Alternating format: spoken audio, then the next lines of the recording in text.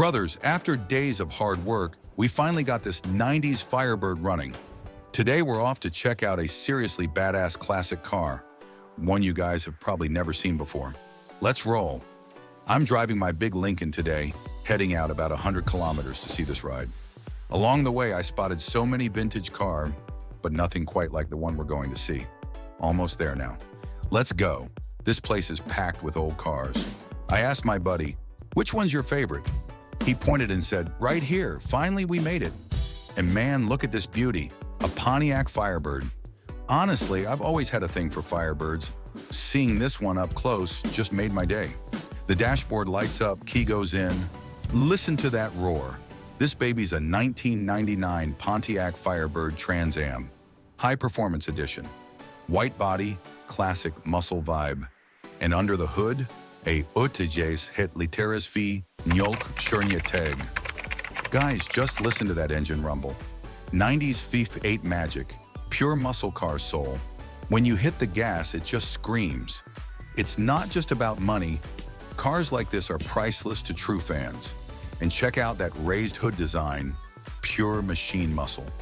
Then, we stumbled across something even crazier. A 2013 Shelby GT 500, 5.8-liter supercharged V8. Before Hellcats came along, this was the king of American muscle. Manual transmission, rear-wheel drive, absolute monster. Factory stock, it pushes over 600 horsepower. Back then, it could do 0 to 60 miles per hour in about 3.6 seconds. Insane. The cars here are just out of this world, all pure American muscle. But honestly, the main reason I came today was for this one special ride. Because my buddy, he's the president of AMCC, and he owns the only Night Rider replica in the country. Right now, it's been sitting for years, hasn't even started in forever. We popped the hood, heavy metal everywhere. Tried cranking it, fingers crossed. Man, it's a serious project car, but it's worth every bit of the effort to bring it back to life. Let's see if we can make it roar again. Double asterisk.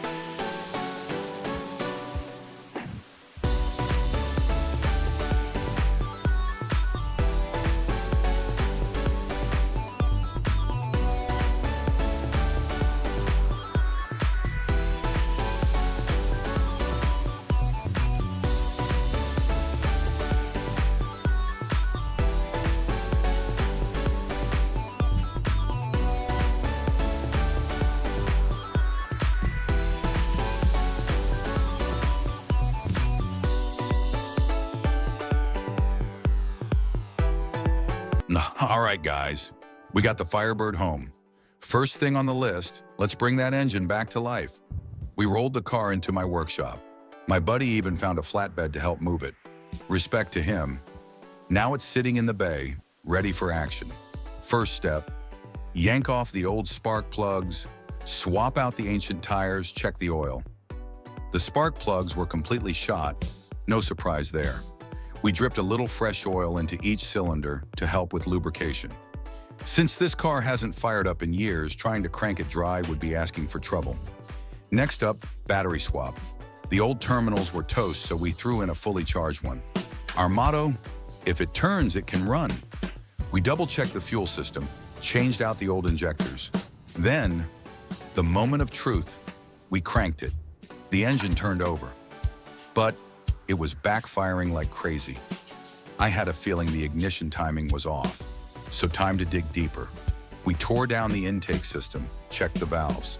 Some were way too loose, some way too tight. Not good. One by one, we adjusted every single valve, making sure everything was just right. Still suspicious, we inspected the fuel injectors. Turns out, one of the injectors wasn't even spraying, completely dead. Good thing I always keep a stash of parts from old builds.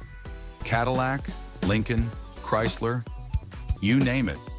Found a few matching injectors, slapped them in. Once everything was set, we tightened everything down, double-checked every connection. Now this time, I had a good feeling. One last crank, and boom! She roared back to life. Pure American muscle, alive again in my garage.